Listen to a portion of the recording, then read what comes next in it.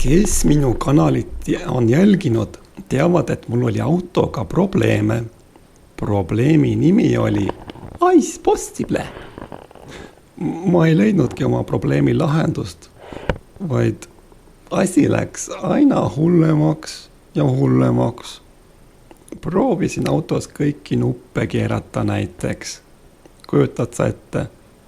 Keeran mina kõiki nuppe, aga mitte midagi ei juhtu. Itse Possible ei kao ära. Vaata ise. Näe. Vaata oma silmadega. Keeran nuppu. Siin numbrid muutuvad. 20 ja 18 ja 22 ja 25. Oh heldeke. 25. Täitsa pekkis.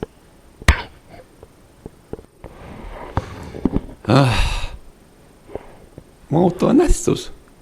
-8. Tule taevas appi. Ja asi läks hullemaks. Sa ei usu? Vaata. Kohe sa näed. Palun väga. -15. Ja Itse Possible. Täitsa pekkis. Ja mis mul siis muud üle jäi? Läksin päevavalges vaatama. Mis toimub? Kas tehti Itse Possible? Ja tõepoolest, kaabin jalaga ja mis välja tuleb? Jää, just nimelt. See ongi see Itse Possible. Taan rusikaga, hüppan jalgadega, kuidas jaksan. Ja no tõesti, täiesti jääs. No ja mis see siis nüüd on? Särav auto küljes. Mis see on?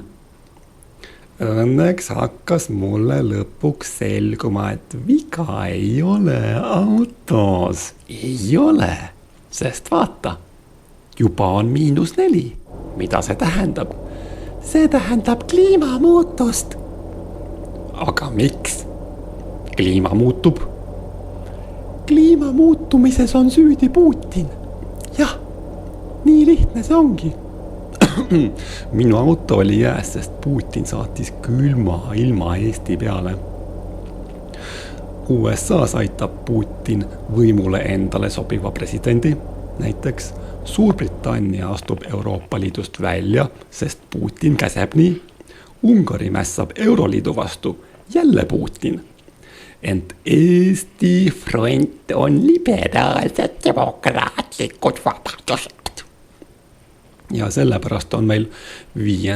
aprillil 22 sentimeetrit lund maas. Meie oleme vaba maailma viimane kants, mis seisab kaljuna, kus Putinil puudub igasugune võim, täiesti. Eesti ametnike, Riigikogu, ministrite ja presidendi peale Putini hammas ei hakka. Putin on Eesti poliitikutele nagu hane selga vesi. Ja Putinil ei jää muud üle, kui saata meie peale lumetormid ja külm ilm. Mõni, näiteks EKRE või Lõuna-Eesti paremäärmuslastest vanaemad võib-olla nimetaks seda nähtust talveks. Kuid mida need matsid liberaalsest demokraatiast teavad? Mitte midagi. Meie teame nüüd tõde. Ja mina ei saa naelkomme auto alt ära võtta. Ent ei ole hullu. Juba Euroopa liberaalse demokraatia päike soojendab. Näe, vaata, roheline. See roheline sammal, mida sa siin näed, selle sulatas välja Euroopa päike, mis meie peale oma soojust ja küllust laotab. Ja nii ongi. Nüüd sa tead, mis mu autoga juhtus. Aitäh, Euroopa Liit, et sulatasid Putini saadetud lume ja viid külmame maalt. Kuid oleme valvel.